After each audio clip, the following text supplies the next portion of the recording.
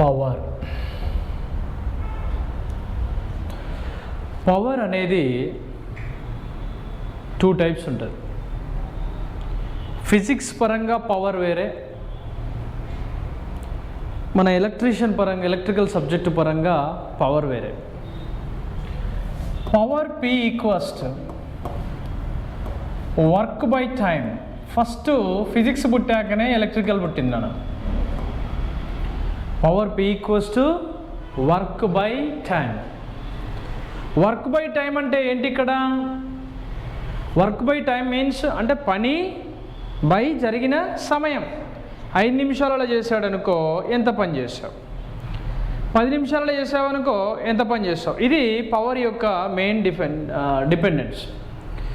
ఇప్పుడు ఈ పవర్ని మనం ఎందులో కొలుస్తున్నాం చూడండి. ఇక్కడ వర్క్ అంటే ఏంటిది? జౌల్స్ కదా. టైం అంటే ఏంటిది? సెకండ్స్ కదా. అంటే జౌల్ ఫర్ సెకండ్ ఇన్వర్స్ని, ఇది ఆర్ఆర్బీలో అడిగాడు బిట్టు. జౌల్ ఫర్ సెకండ్ ఇన్వర్స్ని పవర్ యొక్క మెజర్మెంట్గా పిలుస్తాం. పనిని ఎందులో కొలుస్తున్నాం? జౌల్స్లో కొలుస్తున్నాం. టైంని సెకండ్స్లో. ఈ కిందున్న సెకండ్ పైకి పోతే ఏమైంది? Second inverse. ఈ సెకండ్ ఇన్వర్స్ నుంచి వచ్చిన ప్రమాణాన్నే వాట్సాప్ కాదు, వాట్ అంటారు. ఏమంటారు? వాట్ అంటారు. ఈ వాట్ కన్నా కొంచెం పెద్ద ప్రమాణాన్ని హెచ్పి అంటారు. హెచ్పి అంటే ఏంటి ఇక్కడ? Horsepower. Horsepower means అశ్వ సామర్థ్యము. హార్స్ పవర్ మీన్స్ ఏంటి ఇక్కడ? అశ్వ సామర్థ్యము. అశ్వ సామర్థ్యం అంటే horse power. 1 horse power equals to how much? 746 watts. 746 watts. అందుకే 1 HP మోటార్లు నుంచి 250 HP మోటార్ల వరకు ఉంటాయి. 0.5 HP, హాఫ్ HP మోటార్లు కూడా ఉంటాయి సింగిల్ ఫేజ్లో, గమనించుకోండి. అంటే పవర్ అంటే టైం, వర్క్ బై టైం. పని జరిగినట్టు ప్రమాణ కాలములో జరిగినటువంటి పనిని పవర్ లేదా సామర్థ్యంగా పిలుస్తారు. Power P equals to joule per second. Joule per second నుంచి ఏమొచ్చింది? వాట్ నుంచి ఏమొచ్చింది? Horse power. 1 horse power equals ఎంత? 746 వాట్స్. ఒక మోటార్ కావాలి, దాని సామర్థ్యాన్ని డిఫైన్ చేయాలంటే పవర్ పరంగానే చేస్తారు. 1 HPయా, 2 HPయా, 3 HPయా, 4 HPయా. అటువంటి పవర్ మనకి ఎలక్ట్రికల్లో దేని మీద ఆధారపడి ఉంటుంది? Power P equals to V into I into cos theta మీద ఆధారపడి ఉంటుంది. కాస్ థీటాని పవర్ ఫ్యాక్టర్ అంటారు. కరెంట్ని ఏమంటారు? I అని పిలుస్తారు. వోల్టేజ్ని V అని పిలుస్తారు. This is only applicable for passive elements. Passive elements అయిన మోటార్స్కి, ట్రాన్స్ఫార్మర్, ఇటువంటి వాటికి, కెపాసిటర్స్కి, ప్రతి ఒక్క దానికి పవర్ని మనం మెజర్ చేయడానికి అవకాశం ఉంటుంది. ఇటువంటి పవర్ విషయానికి వస్తే ఈ పవర్లో ప్రధానమైనటువంటి అంశాలు ఏంటో చూద్దాం. పవర్ ముఖ్యంగా 3 రకాలుగా ఉంటుంది. చెప్పుకుంటూ పోతే చాలా రకాలు ఉంటాయి. అవుట్పుట్ పవర్ అంటాము, ఇన్పుట్ పవర్ అంటాము. ముందిత్తే ఇన్పుట్, తర్వాత వస్తే అవుట్పుట్ అంటాం. అవునా కదా? అటువంటి పవర్ ఇక్కడ మనం చూస్తే this is what real power. Real power అంటే ఏంటి? ఒక గ్లాసులో ఈ బీర్ ఏదైతే ఉందో, ఈ బీర్ పరిమాణం వరకు తాగిన వాడికి ఖచ్చితంగా ఏమొస్తుంది? కిక్ వస్తుంది. ఏమొస్తుంది? కిక్ వస్తుంది. తాగితే కిక్ వస్తుంది, తర్వాత ఫస్ట్ బిల్ వస్తుంది, తర్వాత కిక్ వస్తుంది బిల్ చూడగా. పవర్ P ఈక్వల్స్ ఏంటి ఇక్కడ? రియల్ పవర్ ఎందులో కొలుస్తున్నాం? Kilo watts. ఎక్కడ కొలుస్తాం? ఎవరు కొలుస్తారు? ఎనర్జీ మీటర్లు కొలుస్తాయి మిత్రమా. ఎనర్జీ మీటర్స్ రియల్ పవర్ని కొలుస్తాయి. అవి సింగిల్ ఫేజ్ ఎనర్జీ మీటర్లు ఉంటాయి, 3 ఫేజ్ ఎనర్జీ మీటర్లు ఉంటాయి. మరి ఎలా కొలుస్తాయి సార్ ఎనర్జీ మీటర్లు? Kilo watt hour, kilo watt హవర్లలో కొలుస్తాయి. నెక్స్ట్ ఇది యూసేజబుల్ పవర్. యూసేజబుల్ పవర్ అంటే ఏంటిది? ఇది మాత్రమే ఉపయోగం, కాబట్టి this is what real power. దీని తర్వాత వచ్చిన దాన్ని ఏమని పిలుస్తాము? Reactive power. ఇది చర్యలో పాల్గొనడం వల్ల ఏమొచ్చింది నీకు? రియాక్టివ్. రియాక్టివ్ పవర్నే వేస్టెడ్ ఎనర్జీ ఎలక్ట్రిసిటీ కూడా పిలుస్తారు. రియాక్టివ్ పవర్ని ఏమంటారు?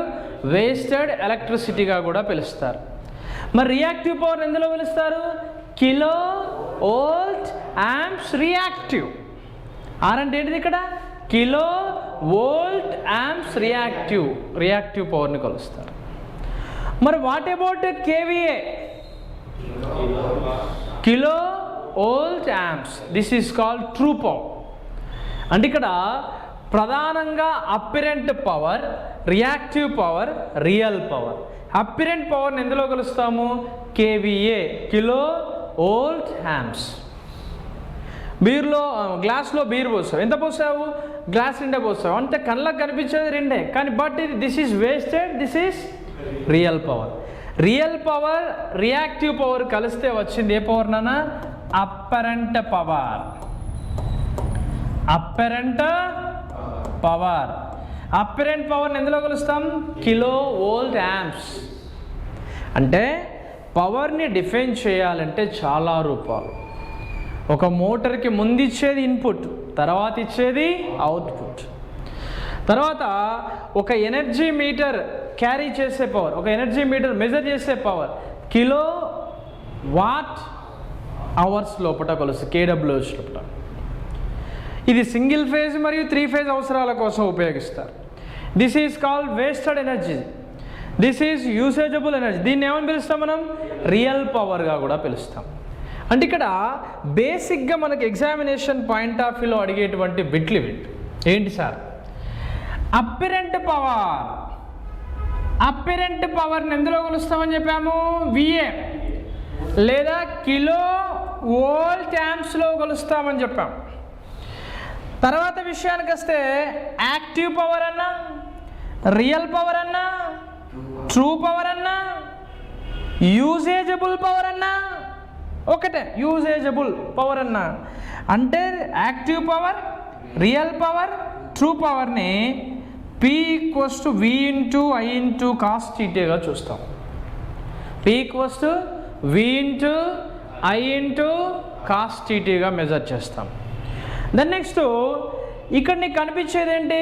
ఈ అప్పిరెంట్ పవర్, ఈ రియాక్టివ్ పవర్ మధ్యలో నీకు కనిపించేది దిస్ ఈజ్ కాల్డ్ అప్పిరెంట్ పవర్కి రియల్ పవర్ మధ్యలో కనిపించేది రియాక్టివ్ పవర్.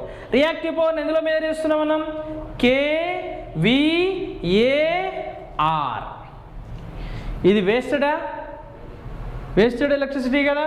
ఉపయోగపడుతుందా? ఇది ఎట్టి పరిస్థితుల్లో ఉపయోగపడదు.